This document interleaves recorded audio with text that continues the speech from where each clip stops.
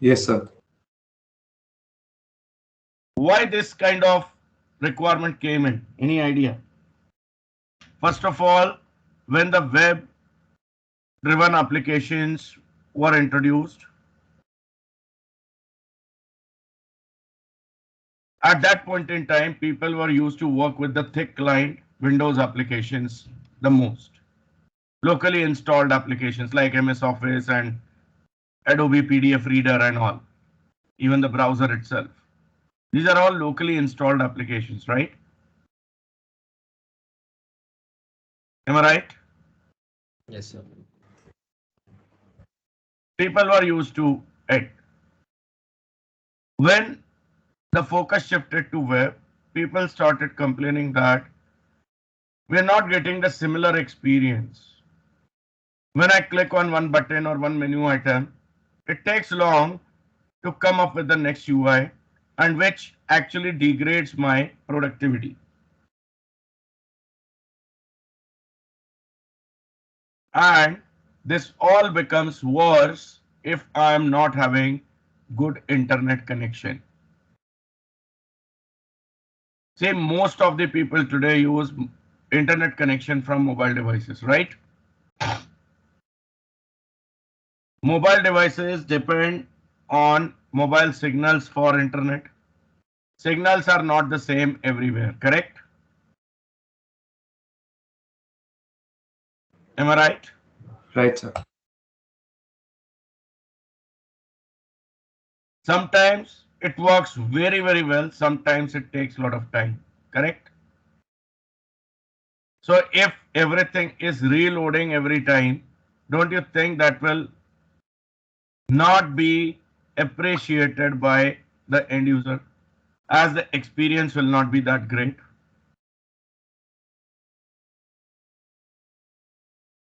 Yes or no?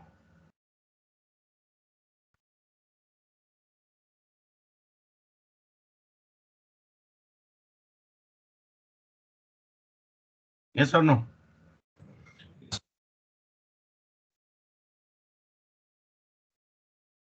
Challenge, right? So that is where the web developer community across the world was looking for some solution that allows us to simulate the web application working in a way like if it is actually a locally installed thick client application only. So they splitted the application implementation in two parts. One which can run within browser, which takes care of the content to be displayed, the local validations and local logics and all.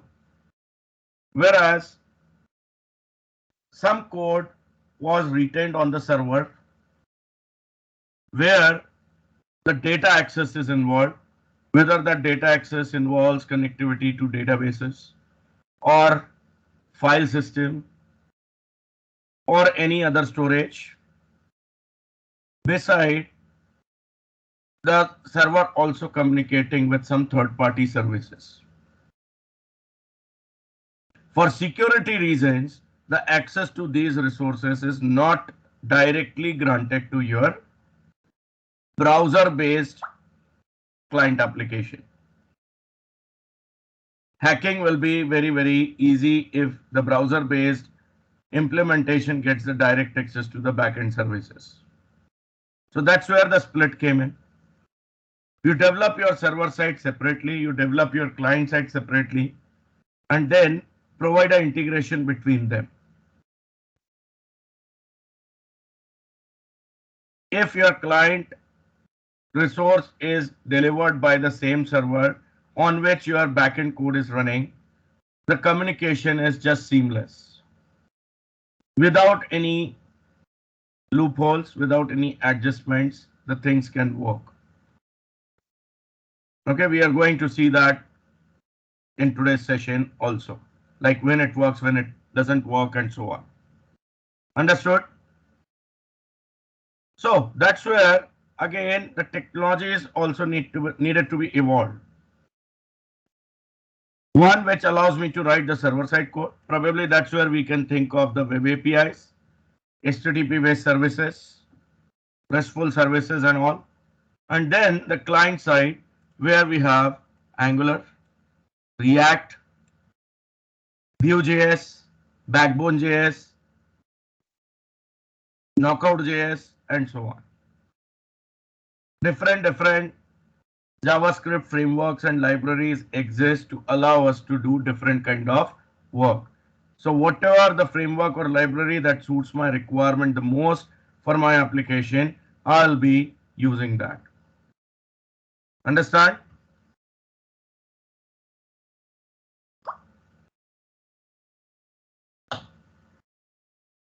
Understand?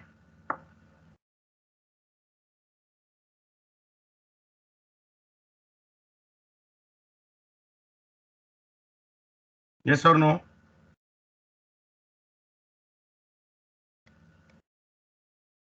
Yes, sir.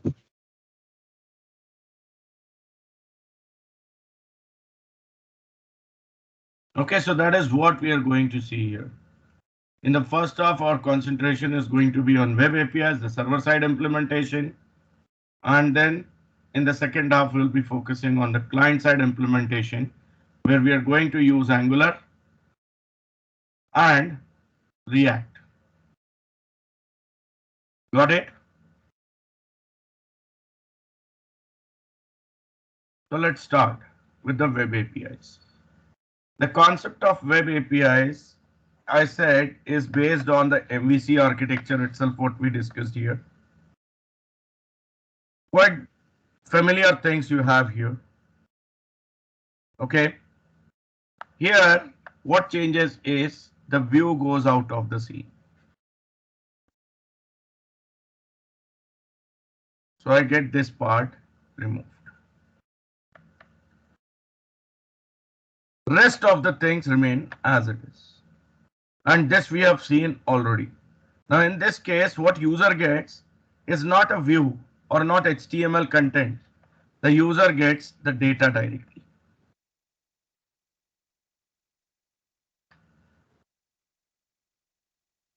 Understood? Now, user will have its own UI in the browser. The UI will be managed by some CSS, HTML, and JavaScript. When I say JavaScript, it could be plain JavaScript, it could be jQuery, it could be any other library or framework built on JavaScript. This JavaScript is going to receive the data and accordingly will update the UI.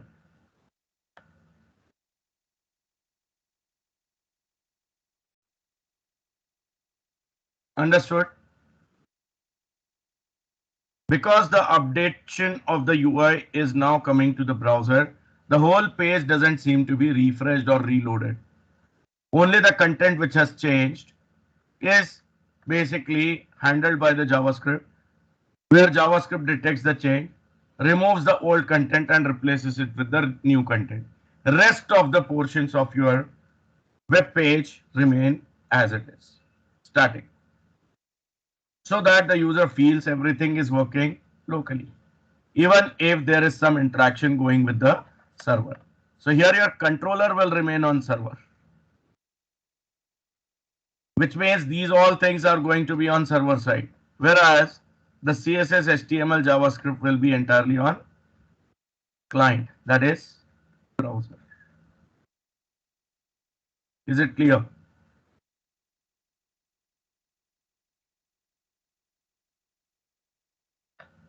Is it clear? Yes, sir.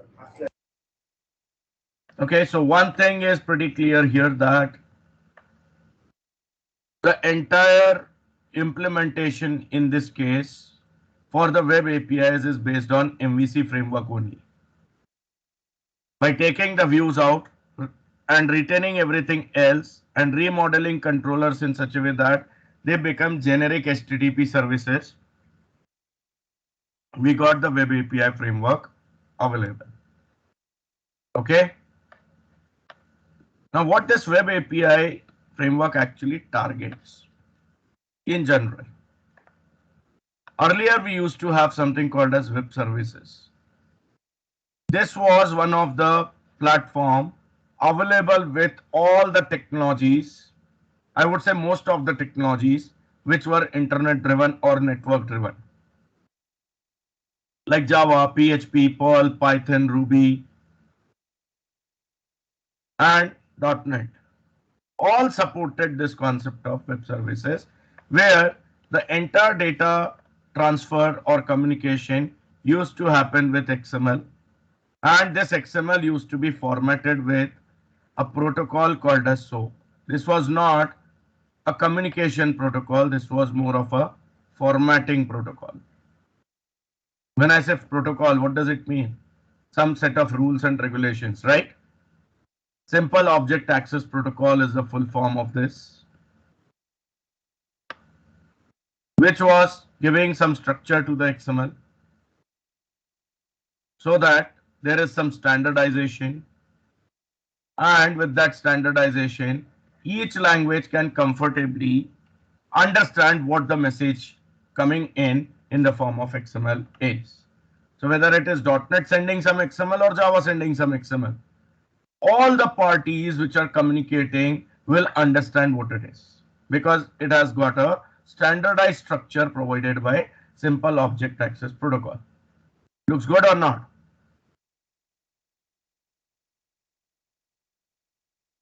When I say web services, can I also name it as HTTP services instead of web services? Because web and HTTP is one and the same thing. Yes or no?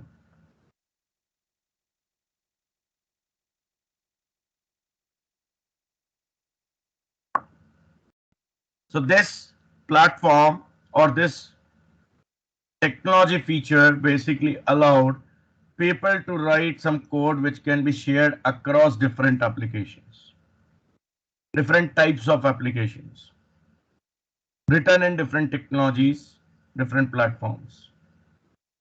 I mean heterogeneous applications. There could be a possibility that I have a .NET server and Java client, or Java server and .NET client, and so on. Quite powerful it seems. Yes or no?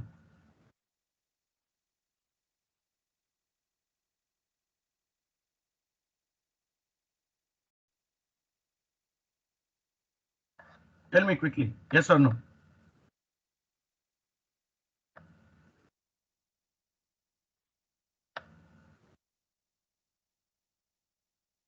Yes, sir.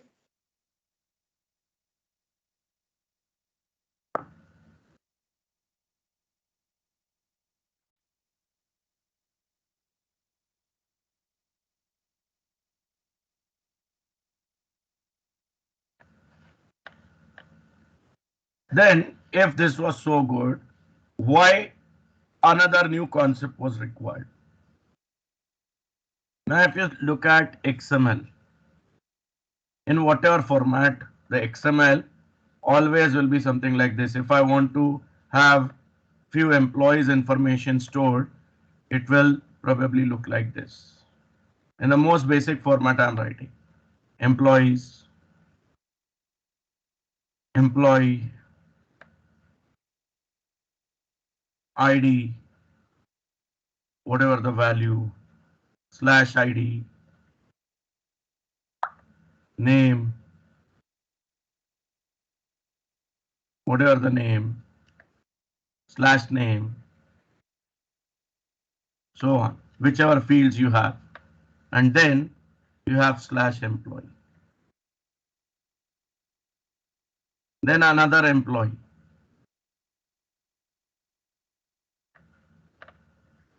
And the repeat of those properties, ID 102, slash ID, name, let's say it is PQR, slash name, followed by the other properties, slash employee.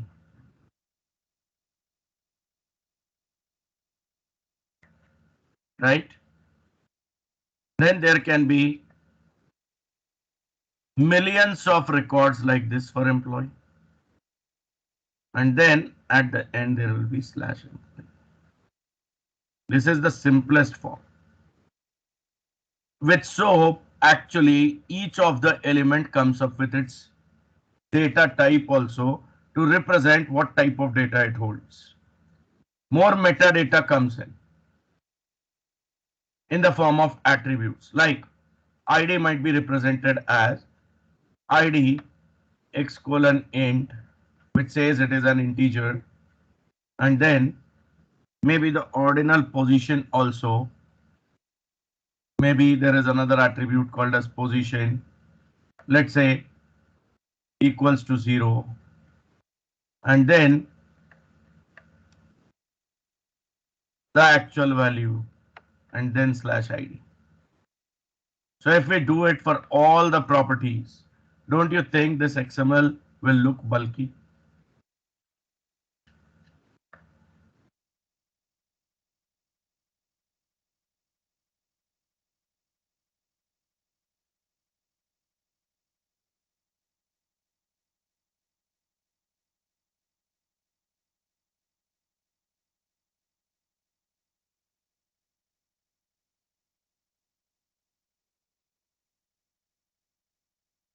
Yes.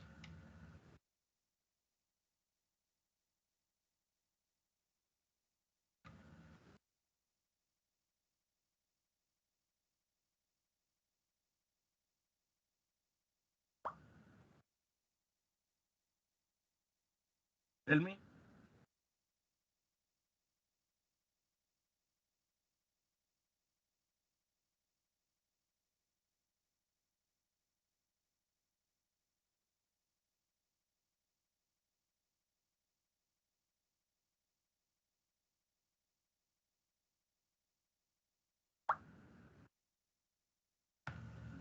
Yes, it will be bulky.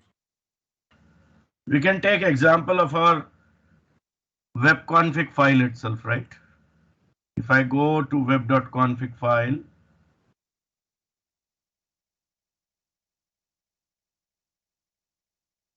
see, this is what I was talking about, the attributes and all.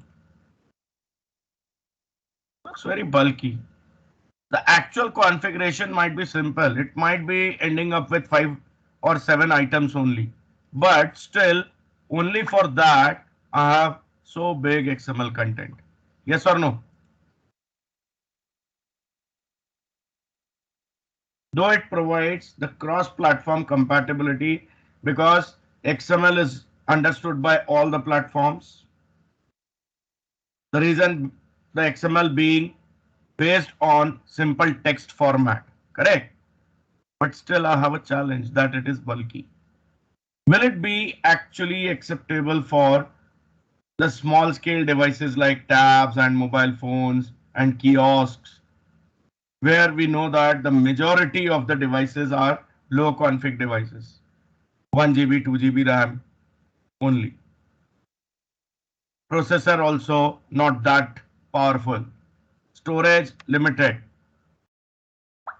right? The low end devices, entry level devices come, even today they come with 8 GB of storage or 16 GB of storage only. Total storage. 60% of which is occupied by the OS itself. Yes or no?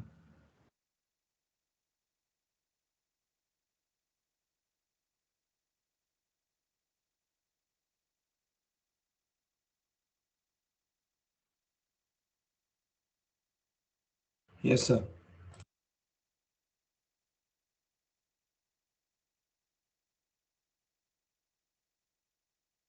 So don't you think that becomes a challenge?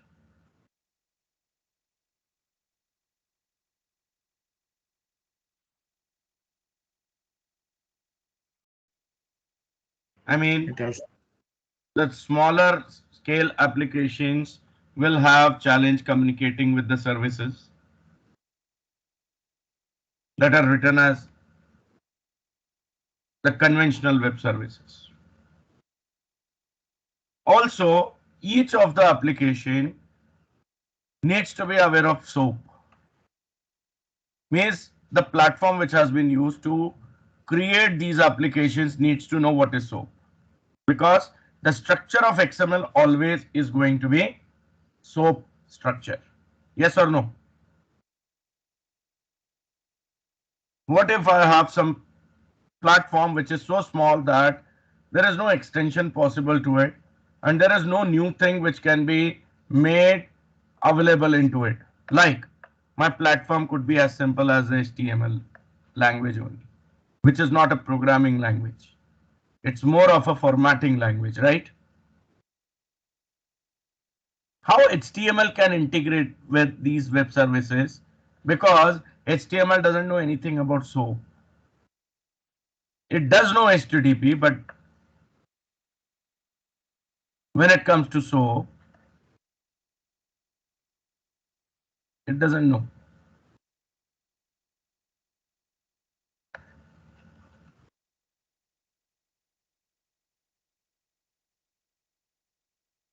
Yes. So don't you think that will be another challenge? I will be forced to write some code in JavaScript or something to make HTML environment understand what is the web service. And there also, if I'm running this code on a small scale device, low configuration device, my application most likely is going to be in trouble. It may not work.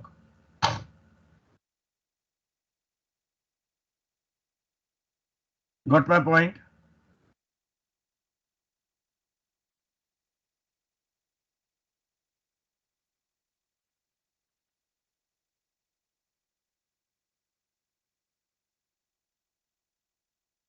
Got my point?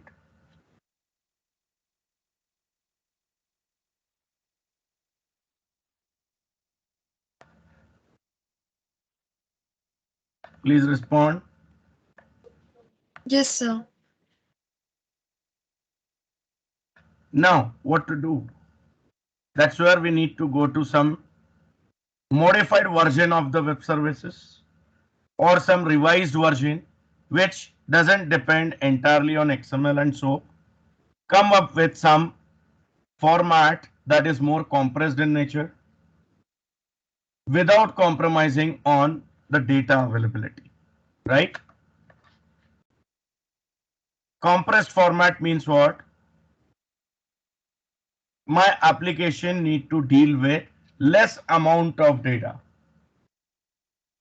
and when less amount of data is there, even on a small scale device with low configuration, with not that good internet connectivity, also can work comfortably. Yes or no? Downloading 10 megabytes and downloading 10 kilobytes, what will be good for small scale devices? What will be faster? 10 kb, right? So that is where again the developer community across the world decided to make use of a pattern for developing web services which was named as RESTful pattern, and the web services based on this pattern were named as RESTful web services. So basic standard remained the same, just few things changed, like first of all the data format, which was primarily XML only, and then now these days it has been revised with JSON, but XML is still supported, but that is in the most simplest format here. There is no metadata required. Okay, it just focuses on carrying the actual data items. But again, if you compare these two with each other, you will find JSON is much more compressed, and that is why JSON has got so popular. Most of the technologies have the default format as JSON only for the same reason. Understood? Yes?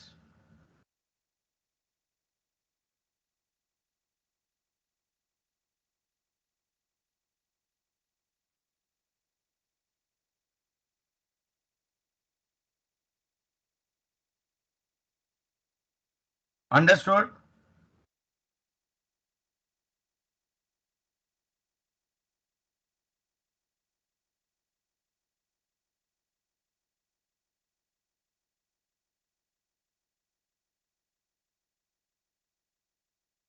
This RESTful pattern basically focused on resource-oriented programming, or I would say resource-oriented model. What does it mean? There is a different endpoint for every resource that you are looking for. There is an endpoint for retrieving department by department number. There is an endpoint for retrieving all departments. There is an endpoint for inserting department, means creating department. There is a different endpoint for updating department. There is a different endpoint for deleting department and so on. This is just for example I am saying. Do you get it?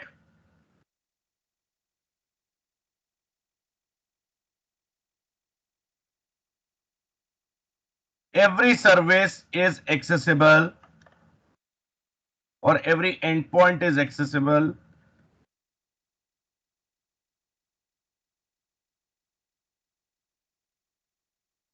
with a simple HTTP URL.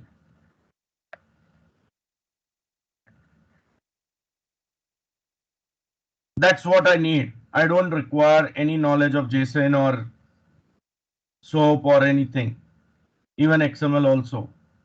Just a simple URL is required, which means a normal HTML page or HTML form can also interact with my service.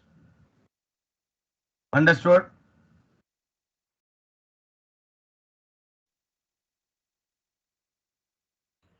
Yes, sir. When I talk about resources, there are two types of resources. When I'm saying get all departments like this, http://xyz.com or localhost/departments. This is a kind of a resource that we call as resource instance.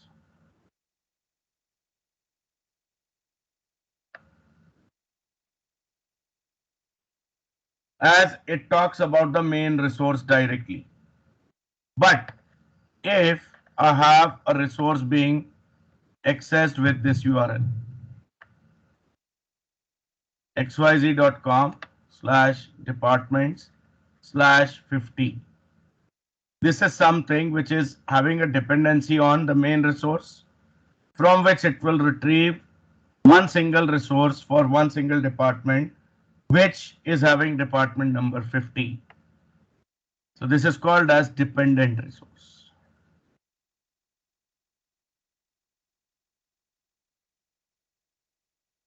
Understood?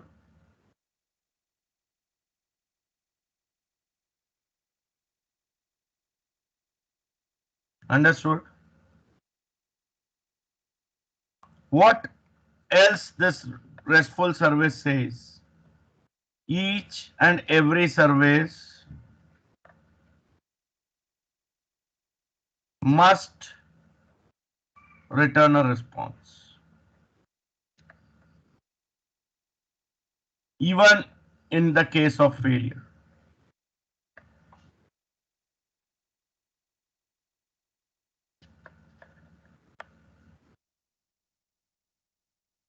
It doesn't mean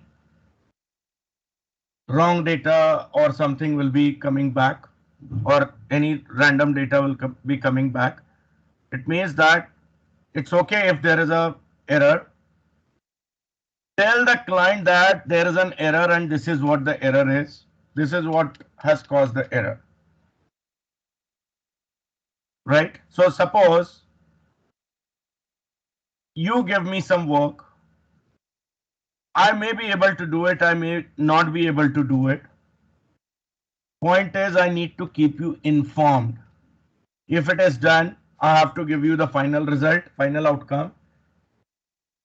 If it is not done, I'm facing issues or there are errors, there are some problems because of which I'm not able to do, I have to keep you informed that it's not done for so and so reason.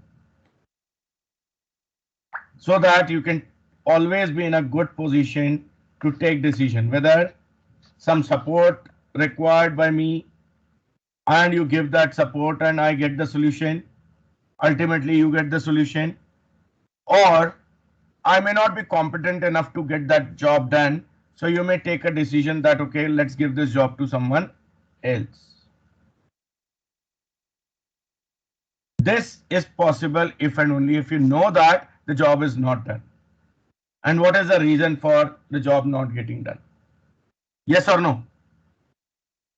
If you don't have any idea what will be the case, will you be in the position to do this decision making?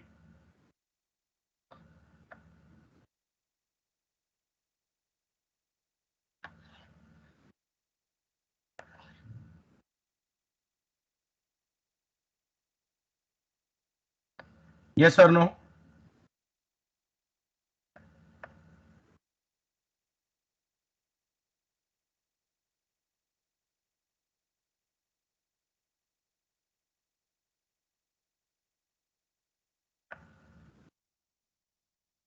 Please respond.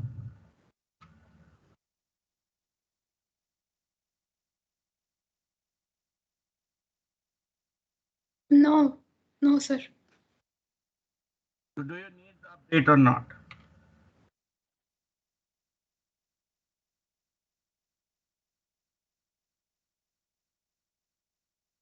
We need, correct? Yes, sir. That's what RESTful service says, or the RESTful pattern says.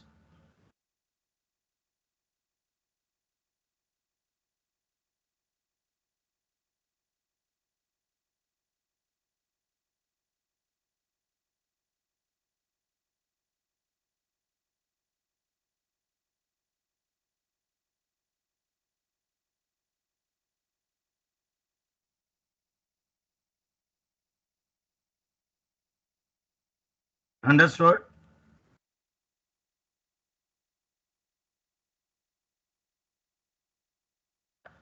So if it is error, communicate that it is an error.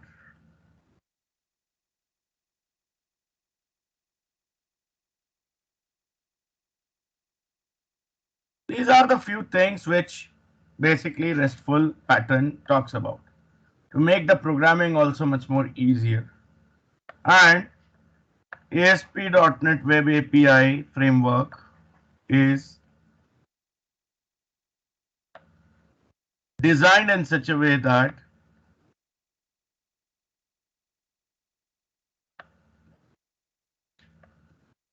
using it you can build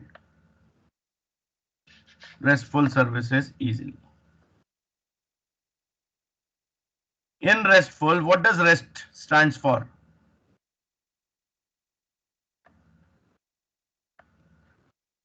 REST is an acronym which stands for representational state transfer. Understood?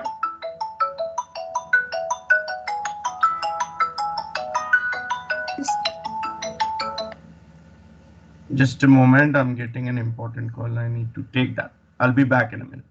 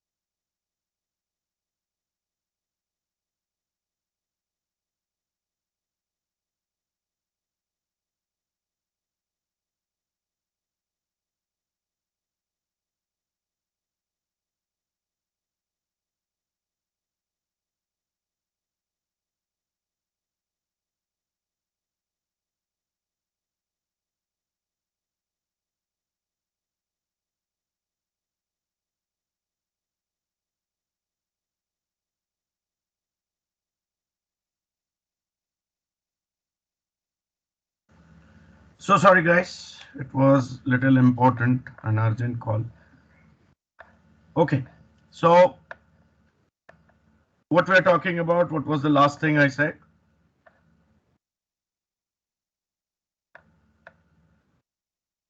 Acronym restful stateless transfer. Sorry, representative stateful transfer. Representational state transfer, right?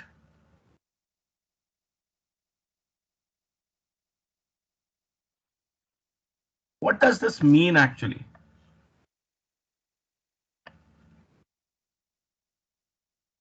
Here we need to focus on state first of all. If you remember with object-oriented programming, we discussed about state. What it is? It represents the current values of the properties of the resource which is actually being processed. Now when I say representational state transfer, it is all about transferring the state from client to server or server to client with every communication, rather than the server maintaining that state at its end. We say the state should be transferred with every communication. Understood? So that the processing can be done as soon as possible. Is it clear? Every time server also will not be required to search for the resource that is supposed to be processed. It will make overall stuff fast. Got my point?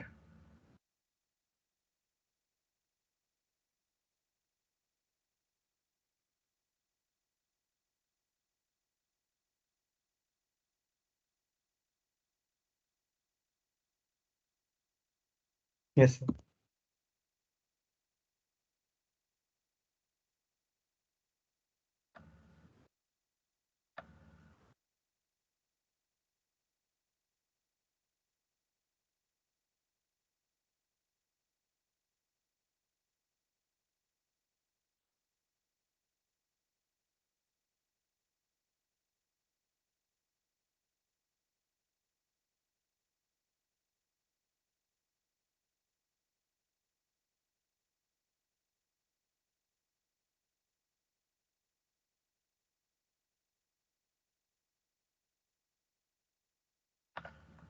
Okay, so let's see how the overall implementation actually is done.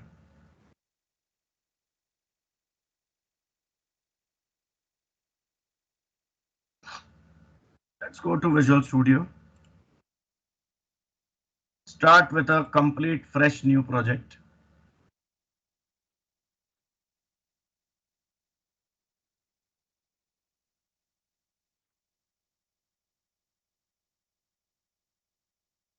It's a fresh new project. File, new project. If Visual Studio is already open. Otherwise, if you're just opening the Visual Studio, just say create new project and you should be on the screen.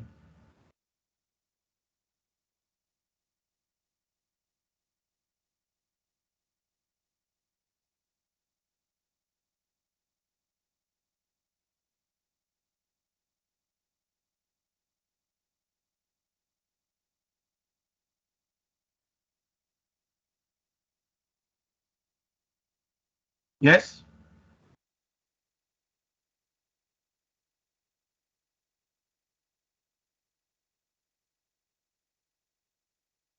Everyone on the screen? Yes, sir. What type of application we should be choosing here? Is it library? No. It is web application that we should choose. So make sure in the third drop down you have selected web.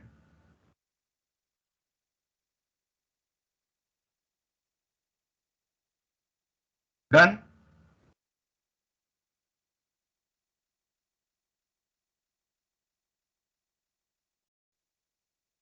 Is it done? Yes, sir. Yes, sir.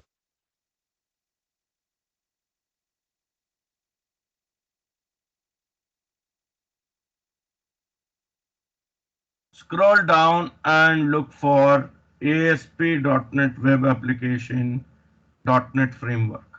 This one.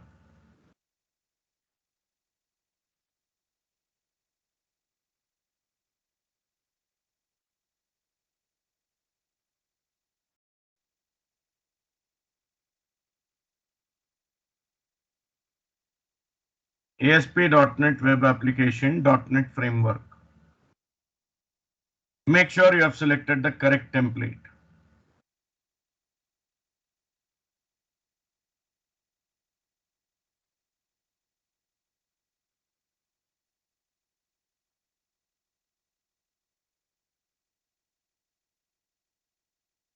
Done?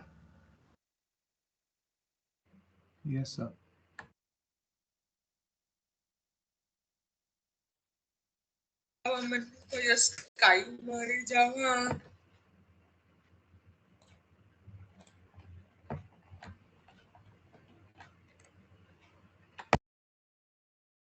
Let's click next.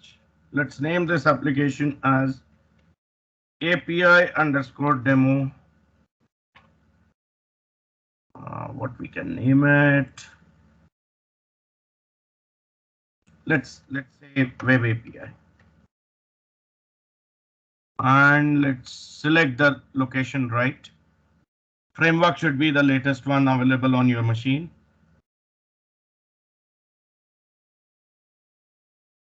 And then click on create.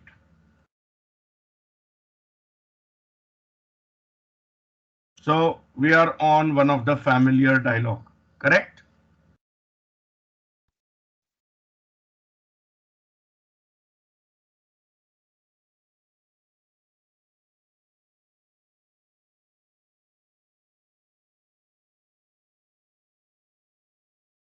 Yes.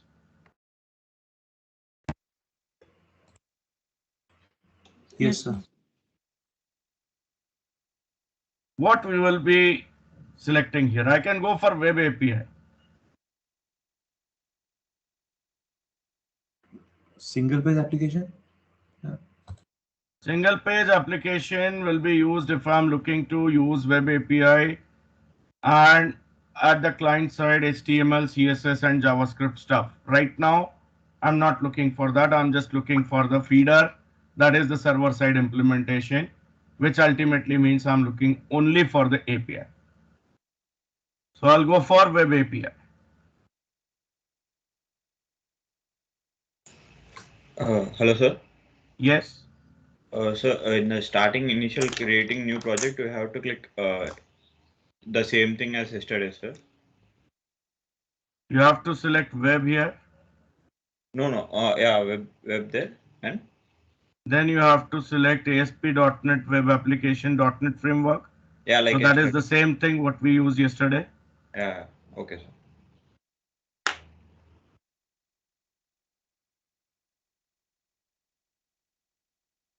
Yeah, sir. Done. Next, you give the Sir, I name just as wanted to API. ask. Excuse me, Yes. sir. What if we choose a wrong framework template, wrong template, and then we have created a file, and we want to change the template? Can we do that, or do we have to scrap Once the it whole is thing? created, you cannot change. You have to start fresh. Okay. Okay, because template is like there is a pre-created project whose copy you are creating. So if you have chosen the wrong template, that means you have created a wrong copy. It cannot be changed. Understood? Yes, sir. It's like you are looking to build a Mercedes car, but you chose the design model of Maruti 800. So can you revert back? You cannot. You have to start fresh only. Because all the specifications would have gone wrong. Correct?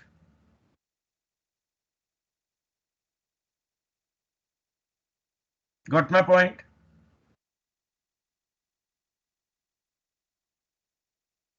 Yes or no? Yes, sir. So give the name, give the location rightly, select the correct framework, create, and you will be on this screen where you have to select Web API.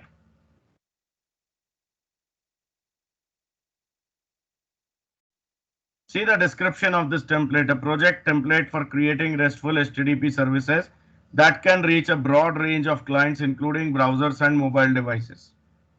Isn't that the same thing what we discussed?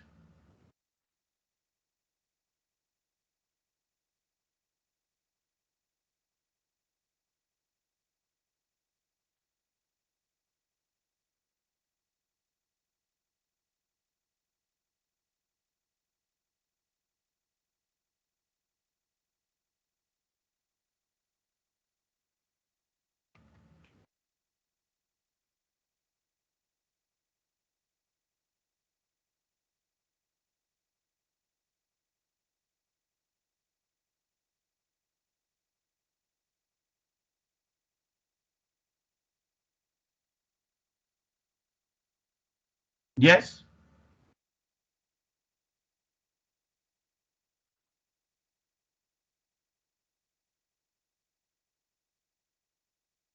Yes, sir.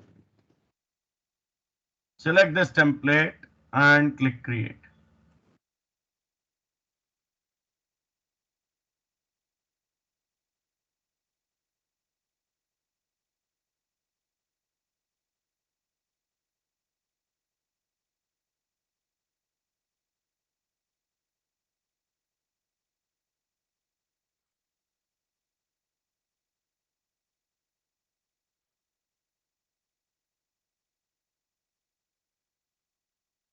The project is created here. Close this welcome screen. Go to Solution Explorer and see the structure of the project. Quickly go through it and tell me if it is different from what we saw yesterday.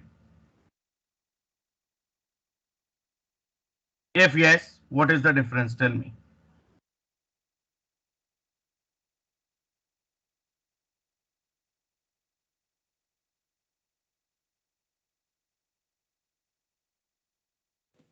There is no views folder. Okay, so app data is there, app start is there with more of the same configuration. One extra configuration I see there. Web config dot web API config.cs, right? Which looks to be similar to route config, but here the route template is slightly different. There is no action involved in it, and there is a static text API that is prefixed to the template, right? Which differentiates that the web API will be available on a different path. It won't be using the same path as what was mentioned here. Got my point? So that is change number one. Then you have the few things which are quite the same. So you do have content, you do have controllers. Home controller is there, which is exactly the same thing what we had yesterday. If I go to values controller, this is basically a sample web API that has been created. Very much like it's of no use. We will be modifying this. Then fonts, models are there. Scripts are there. There is a views folder also, which is quite the same as what we had yesterday. Why views folder? We have created a web API application, right? Now, if you remember, we started with the fact that the web API framework in .NET has been built on the top of MVC framework only. And hence the web APIs can coexist in web applications based on ASP.NET MVC. So what they have done is they have created a MVC application only within which they have given the support for hosting the web APIs also. Do you get it?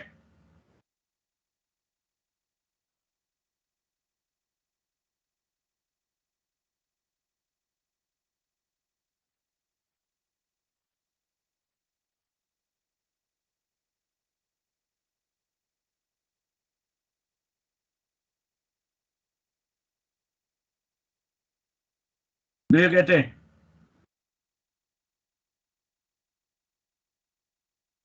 Yes, sir. Yes, sir.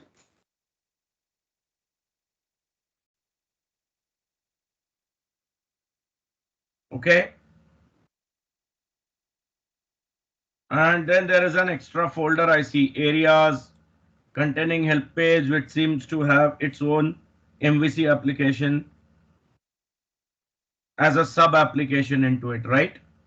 So this basically has been created for providing some information about your web API. So if I run this application by clicking on the start button, let's see what we get by default.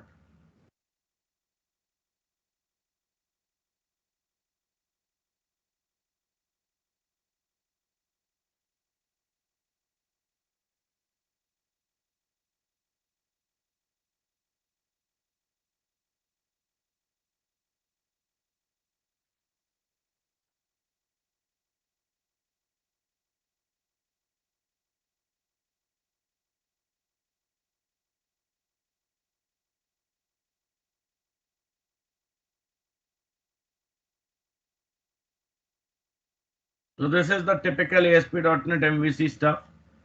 Home is the page which is getting displayed right now. Then there is a menu option for API. If I click this, the sub application basically gets rendered here. This is what it is showing. It is showing me what all APIs I have and what is the mode of those APIs to be called. Get, post, put, delete, depending on what kind of operation I'm looking for. If I click on any one of these links, it will show me further information about that specific API call.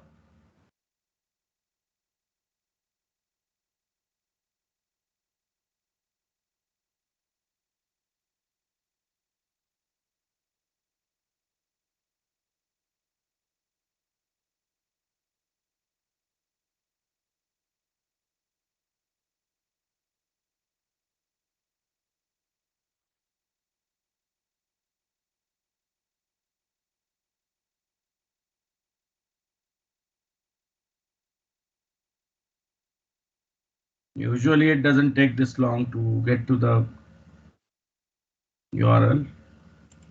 Let me try opening a new tab. Maybe some background processing happening. Let's wait for a while.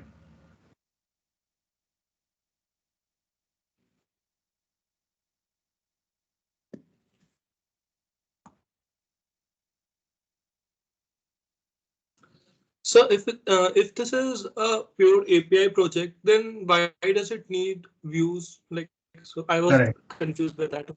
Yeah. Yes, so that confusion is pretty much normal. Say if I'm creating an API project which is going to have only the functionality into it, don't you think the user of my API would require some information about the API? Like what this API is all about, what it does, what input it takes, what output it gives. I mean, Like some documentation. metadata about the API, do we need that or not? Like for regular .NET assemblies, we got the metadata using that ILDASM tool. How do we get that metadata information for a web-based resource? Whatever the metadata is there, that has to be available via the web pages only. Am I right? Yeah. And that's what the purpose of this UI is. So you can see get API values. The description says this is the kind of output I am going to get here, which represents it's a JSON array of strings. In XML format, if I request the data, it will come like this. Now this is like read operation, correct? If I go back and say, go to the next read operation, get API values ID, let's see what it shows. I'll go for post also, put also, and delete also. I opened all the things in different tabs so that as it is taking some time to render that information, parallelly all the four operations will be carried out and all will be ready by the same time. So let's for a minute or two, we should have the information here.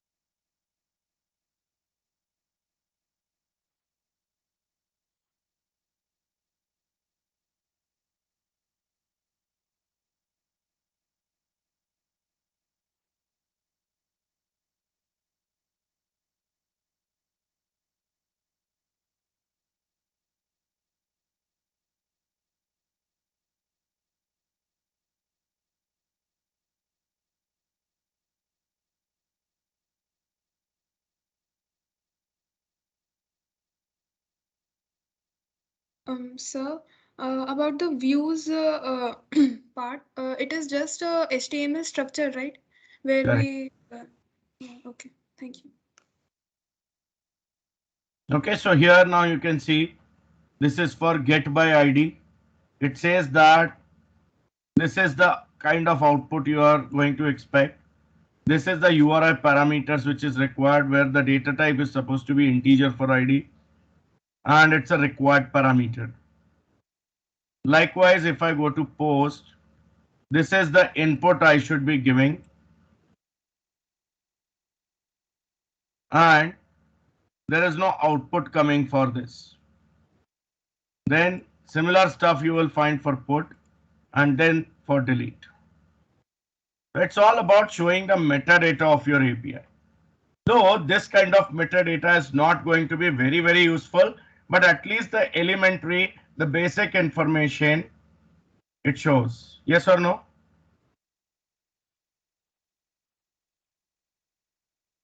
Yes, sir. Yes, sir. Okay. Now, I'm not interested in what this sample stuff is there. I want to create some stuff of my own where I can see exactly something working for me. Okay. So it all starts with renaming the controller. So go to Solution Explorer, stop the program if it is not stopped already. Then go to Solution Explorer, right click on Values Controller and rename it to Sample API Controller. Controller suffix is must. For APIs, it's basically a convention to use the term API before controller, so that by looking at the name itself, anyone can understand that, okay, this is an API, not an MVC controller. Okay, click yes here so that your class also gets renamed. That's the first change.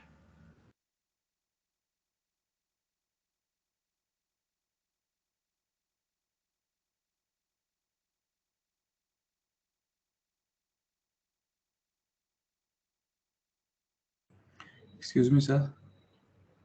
Yes, Right clicking on values controller does not give me any option to rename. your program must be running here. There must be red square on this button. Just click that and then try this. Okay.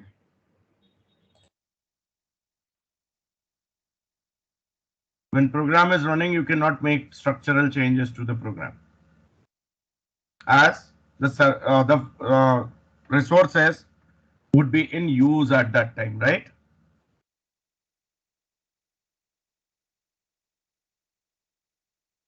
Yes. Yes, sir. Next thing that I want you to do is, before the first get method, here define a static string array named as phrases, a new string array with array initializer being used to initialize the members. What to put over here? I am pasting that in the chat box. Some phrases are there. 4 or 5 phrases I'm pasting. Just copy and paste the same in between the curly braces. So just check your chat box.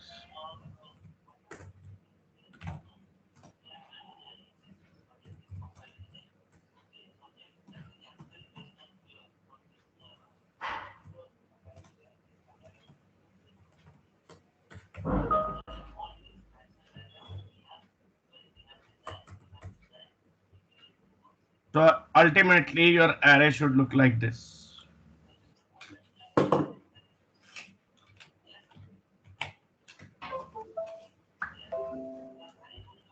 Asking you to copy and paste just to save time, nothing else.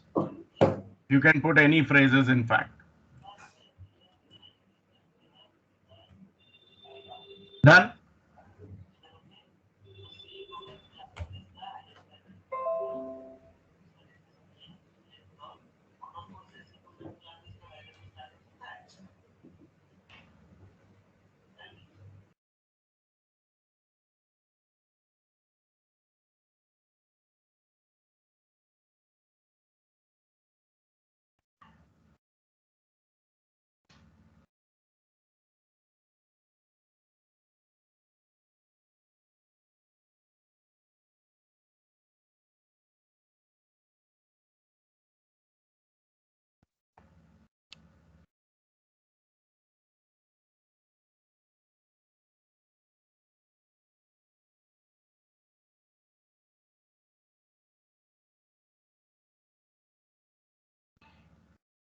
Is it done?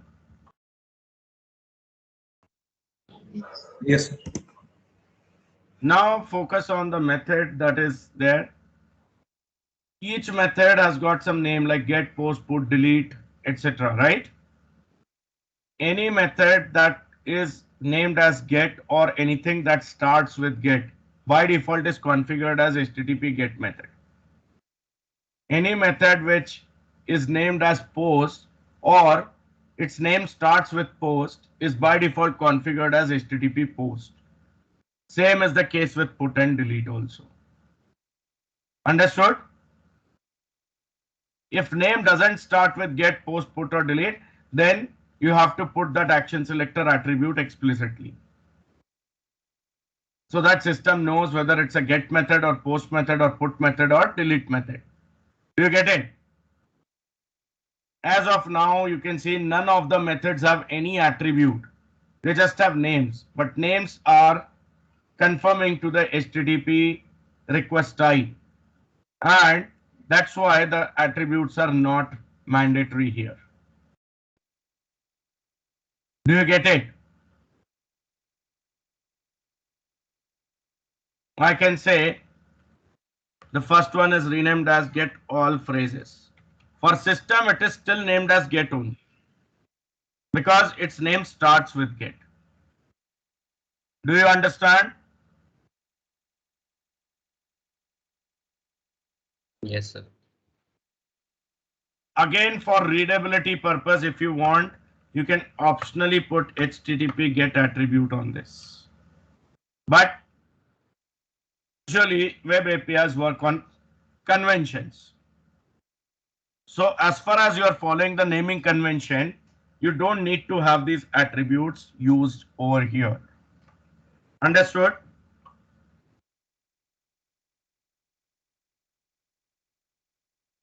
Yes or no? Yes, sir. Now here I'm expecting the method to return IEnumerable of string. Array also implements the interface IEnumerable. So I can simply say return.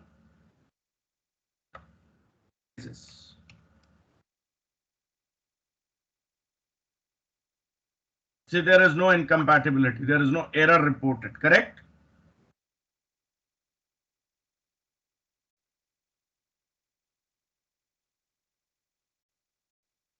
Copy this much of code and paste below it. Change the template here, API/values/ phrases. I change the name over here. Let's say get top 3 phrases is the name. Hence the name here also I change get top 3 phrases. My intention is to return the first three phrases from that list. But now there cannot be two get methods at the same level. Right? This and this will conflict if I run the application right now. C# doesn't have any problem, but the web API framework will complain because for the web API, this method is named as get, no parameters, returns IEnumerable string. This method also is named as get, that returns IEnumerable string and there are no parameters. So they are both going to be the same for web API. Hence I cannot use this as it is. I need to put it at a different path. For that, here I use the attribute route, which allows me to create a separate route template for this particular method. Here I say the new route template is API/sample API/ top 3 phrases. This one will be available at API/sample API, whereas this one will be available at API/sample API/get top 3 phrases. Because the route is different, the web API will differentiate between the two methods. So I can have two methods of the same type with the same request type also in the same API just by changing the route. This was basically done only for letting you know that we can have this. Two same methods doing different things, called using the same request at any point in time just by changing the route parameter. Understood? So can we Yes. also have this kind of route, for example, API slash value slash get dot three phrases? Yes. Will it differentiate then? It will, but usually what we follow is we follow the route template to be in line with the controller name. So if sample API is here, basically the API name also is sample API. That's why sample API is here. I can replace this with controller in curly braces to be on the safe side. Understood? Yes, sir. So for the first function, get all phrases, the API will be API slash value slash get all phrases. What is the name of your API? Sample API controller. So it will be by default API slash sample API. That is it. Because your actual default route is defined here. API slash controller, right? So controller name will by default be picked up, not values. Okay, sir. What is the controller name? Sample API. So by default, this will be available at API slash sample API. No get all phrases anywhere. This is just the programmatic name in C#. For web API clients, it will be API slash sample API only. Understood? Yes, sir. Here, if I don't give this, for this method also, it would have used API slash sample API, which would have been a conflict, right? That is why I am giving an explicit route here. Clear? Yes, sir.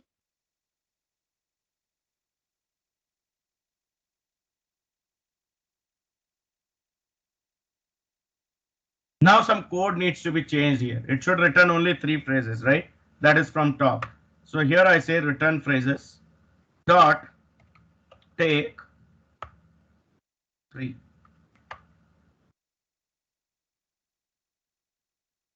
Direct method the array is providing me, which I am utilizing.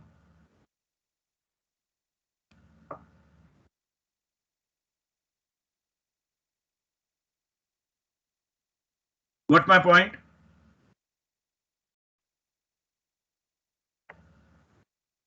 Yes, sir. Here I say the next method is get phrase. This also will be represented as API slash sample API only with get request. But this will differentiate because here I have a parameter to be passed. So API slash sample API slash 1, 2, 3 something will come, right? That makes the route different, unique. So there is no requirement of placing the route over here as there is no conflict. But then what should be this code over here? I first should check whether this ID belongs to the available indexes or not, which means simple if statement comes in that checks if ID is greater than equal to 0 and ID is less than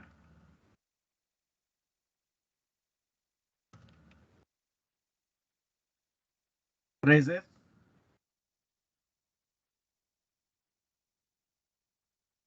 That means the index is in bounds. I say return phrases of ID. I can return only that phrase which is there. Else,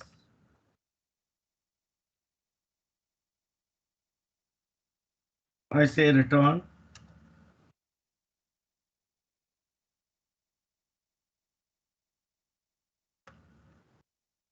bad request with the message going in as invalid ID. if you look at this, don't you think that we are looking to follow the RESTful features? Basically, if I'm looking to return bad request is not string. So here I need to change my return type to action result of type string.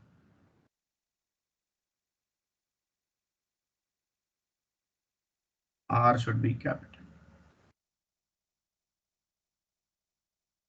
And then I need to import the namespace system dot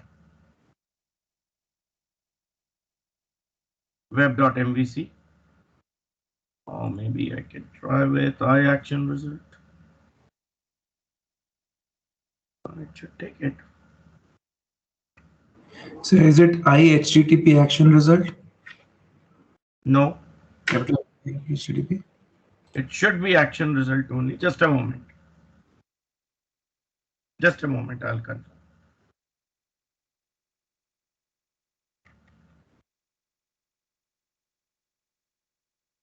There must be some package missing, most likely.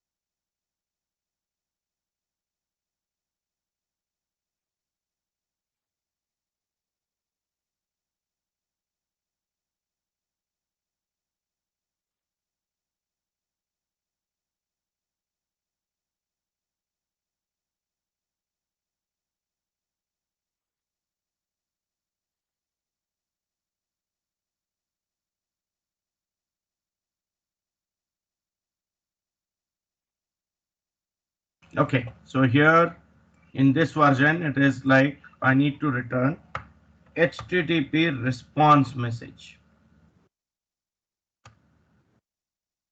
And which means the return statement will change here as well. So positive thing I'll change first. Here I say web response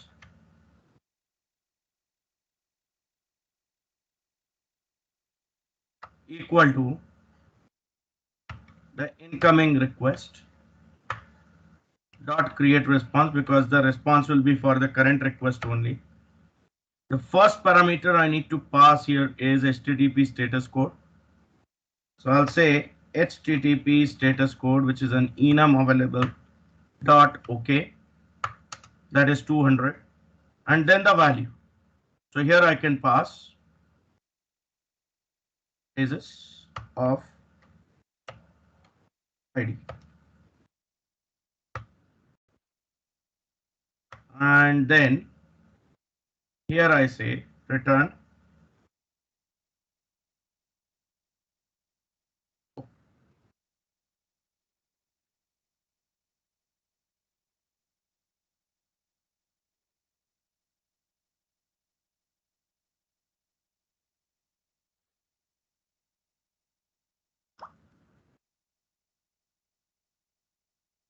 in if statement itself. I say return response.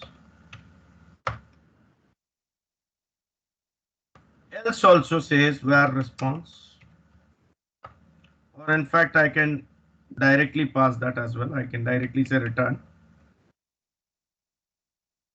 request dot create response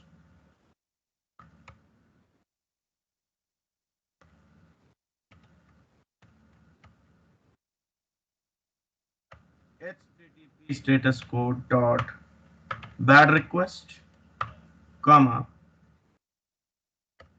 message going back invalid ID.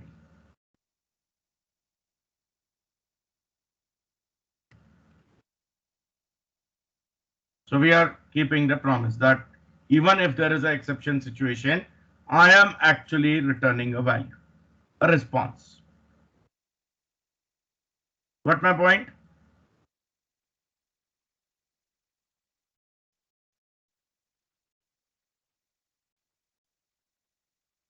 Yes. Yes, sir. Now it comes to post. What from body is used for? If I'm having a complex type used like class or struct or something, then from body is default. I don't need to mention.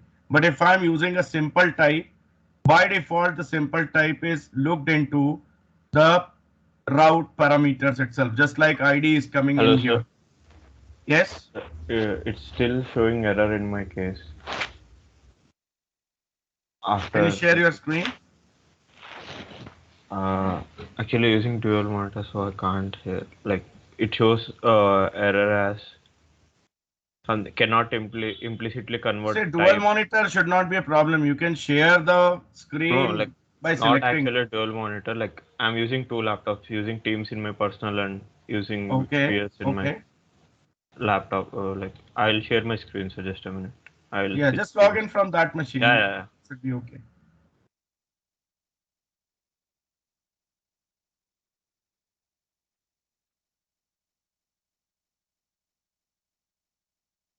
Can you see my screen, sir?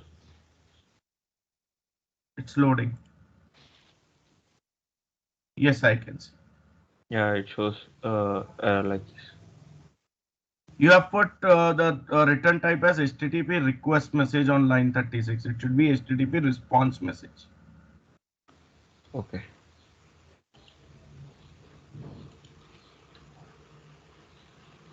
We are sending a response back, right? Uh,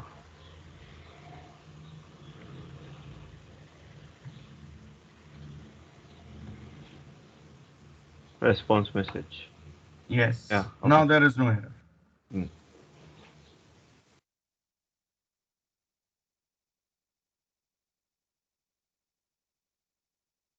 Okay. So we're talking about the case that if this is a complex type, in that case, from body is default. We need not put that.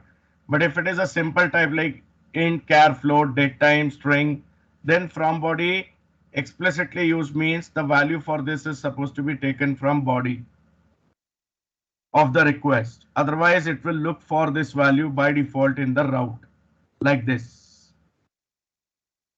So in this requirement, I actually want the value to be taken from the body of the request. So I leave this from body as it is. This time I don't change the name of the method. I just keep it as it is. Here I go ahead with the code for this. Let's say int current size, there is a local variable where I say phrases.length is recorded, the current size of the array basically. As there is a new item coming into the array, I need to resize the array.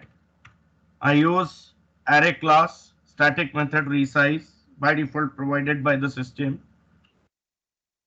Here I need to provide the data type of my array, which is string in angle brackets.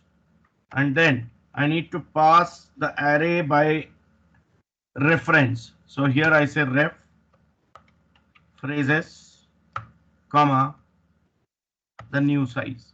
I'll say increase it by 1 so that it will be ready to accommodate a new element. And then I can say phrases current size, that is the length, which is the final uh, index on which the value can be added. Here I say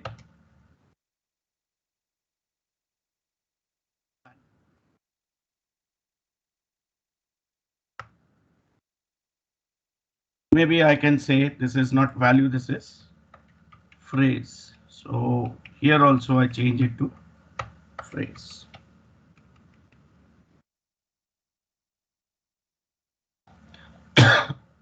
Understood?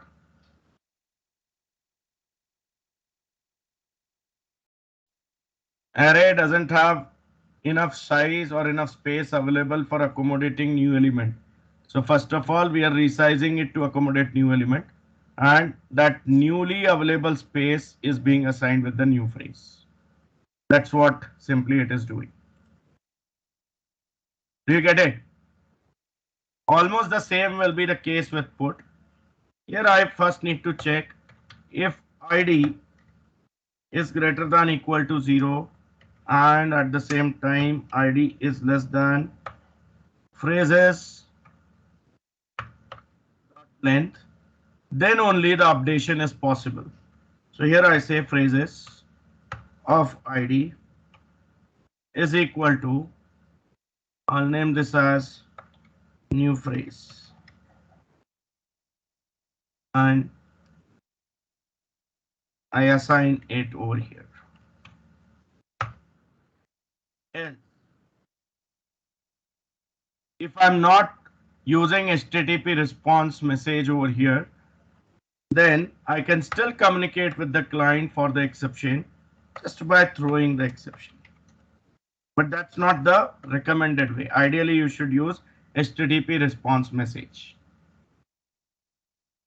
Okay, so maybe we can modify this. Instead of making it a void method, I'll say this returns me HTTP response message. After getting this successfully done, here I say return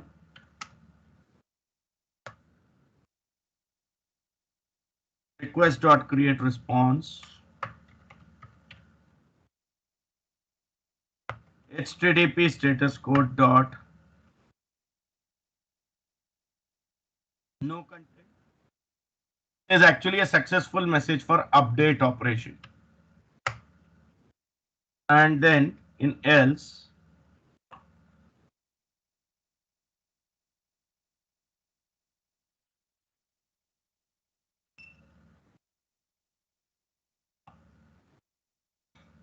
and then comes the delete operation. This also I change to return HTTP response message.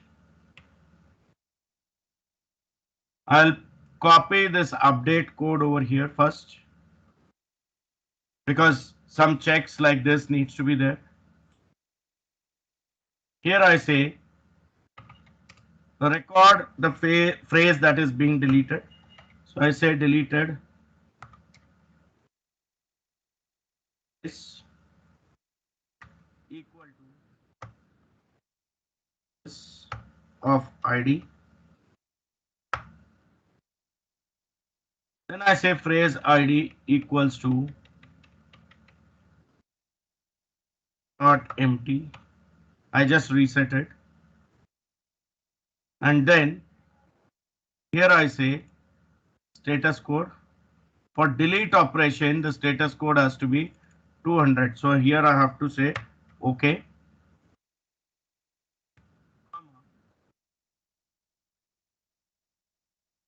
Optionally, I can return the phrase which I have deleted.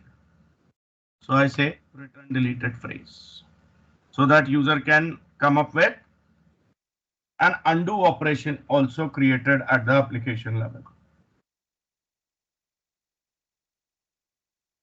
So that's the delete operation.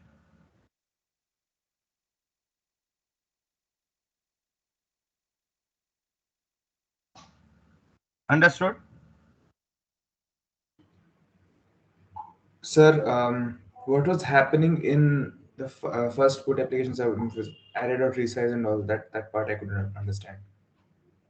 This one, not in put, it is in post. Okay, I'm sorry. Post. Now, here you have to understand this array. Let me take the whiteboard also side by side. When I define this array, phrases, in the memory location, it will occupy 5 elements, right? Array will be created like this. The first phrase goes over here. This is 0th location. Second phrase goes in location 1. Third phrase goes in location 2. Fourth phrase goes in location 3. Fifth phrase goes in location 4.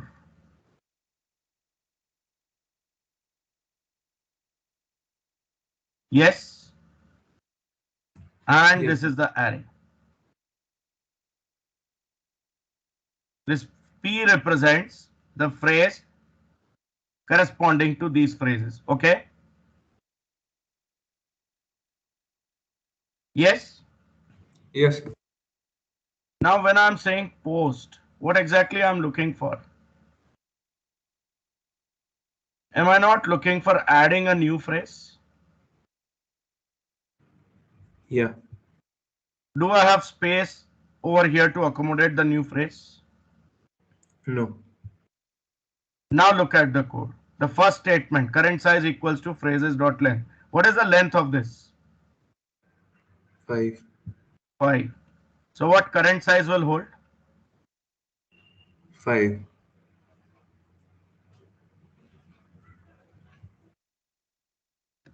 Is it like this? Yes. Then I say array dot resize. Which array? Phrases. 2 current size plus 1. Current size plus 1 will be 6. So what is REF there, sir? I don't get that part, that specific just part. a moment. Just a moment. This will be 6. Yeah. Now I need to build an array with the new size. Here I need one more element to be created, right? Yeah. Technically, arrays are immutable. What does it mean? They They cannot cannot be changed. change.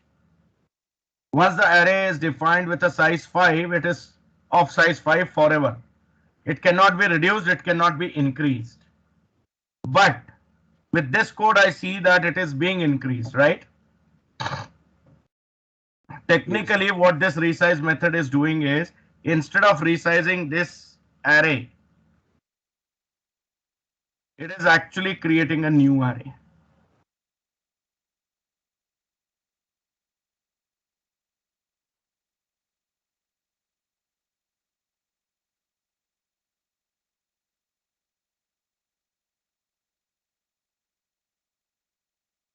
The first 5 element of which will be the same or identical to the original array. Now, the address, let's say, of this array was 0x10010, which was held into phrases. You remember the reference type we discussed? Yes. Array is a reference type, so its address is held over here. I don't want a new array to be represented by a new variable. I want this variable only to point to this and dump this. What does it mean? The new array I want to create at the same location. I want new array to have the same memory location used. So first array will be created at a different memory location, and then this array will be copied to it. Then this array will be dumped so that this memory location is free. This array will be then moved to this memory location again, so that using the same variable I can still access it. For that reason we are using ref, pass by reference. Understood? Yes, sir. Now this is the new element location, right? This is 0, this is 1, this is 2, this is 3, this is 4. This will be 5th location. Here current size is already having the value 5. That's why when I say phrases current size equals to phrase, actually what I'm saying, phrases of 5 equals to whatever the new phrase which has come, right? So that new phrase goes over here. Understood? Yes, sir. Good.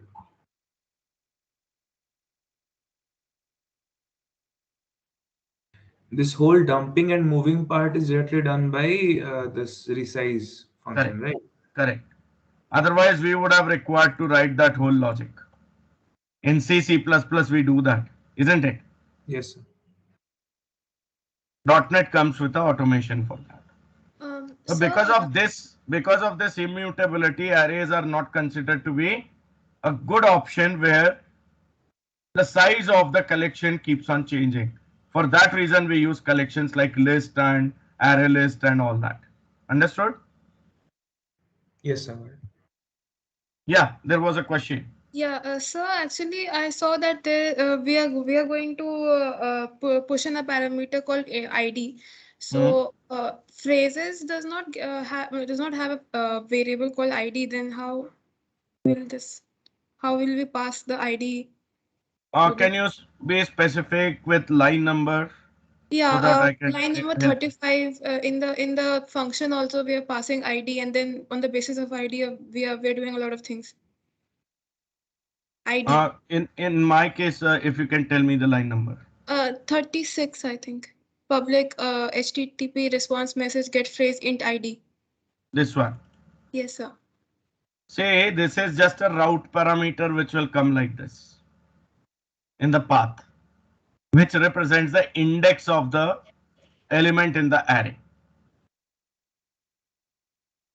This will come automatically, sir.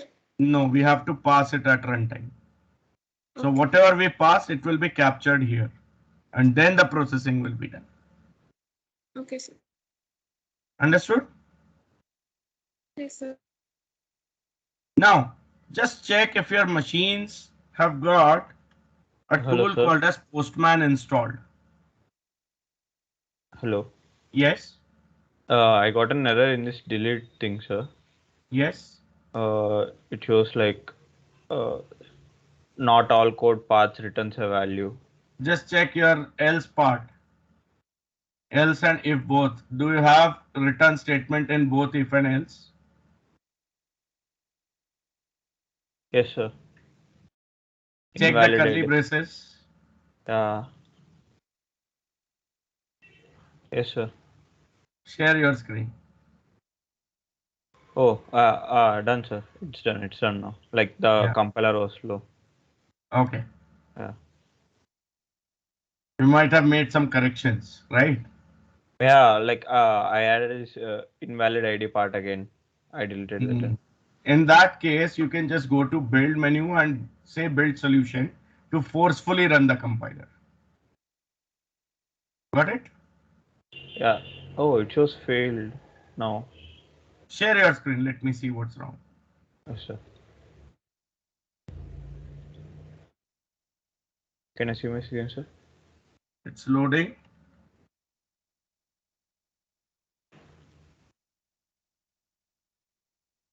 Yes.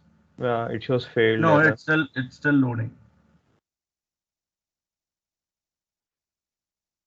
Now I'm able to see. When I build this, like it shows error now. Sample API controller. Not all code paths return a value. It is the same error. Double Yes. click on this. It may not be in the delete method. It's input It's method. in put. It's written, right? Yeah, Sir? you forgot to put return keyword. I'll build it again. Yes, sir. Done. Yeah.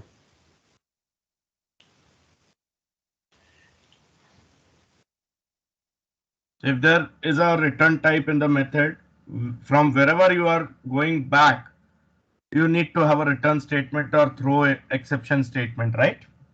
Yes, sir. Got it now.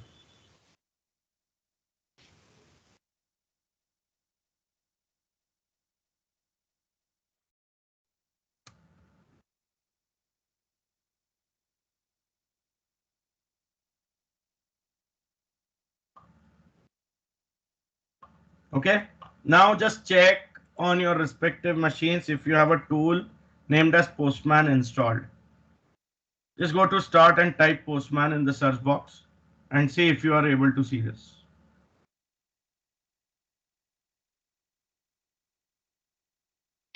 No, sir, it's not in the machine. No, sir. Okay. Open the browser.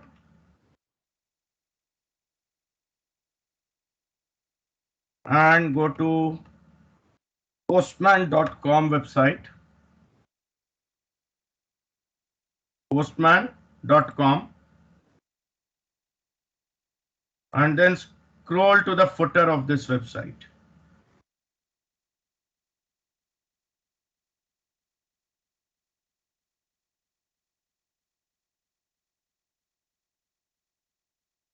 Everyone here on the footer of this website?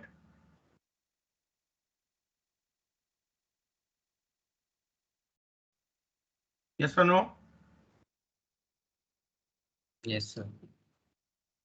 Now, under the products column, the second last option, do you see, is named as download the app.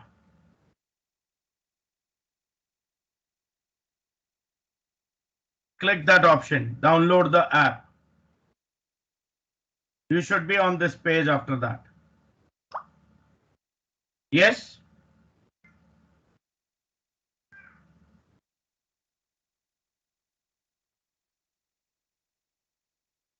Everyone on this page? Yes, sir. Just click on this option, Windows 64-bit. It will start downloading the tool. It's around 151 MB, so will take some time. Once it is downloaded, just install it on your machine with default settings. Okay, so I think we can take a break over here for some time so that you can download and install and be ready once we come back. So Excuse me, see sir. the, yes, After installing Postman, do we have to create a free account or sign in? nothing. You just install and rest of the things I'll guide you. Okay. Sir, could you Okay, please just get it show- installed. Sir, could you just please show the code what you wrote for the delete option in the Here it is. API controller? Here it is. Just So you have post, put, and delete, all the three methods visible. Okay, so just get the Postman tool downloaded and installed. We'll resume the session at 11:50. Fine?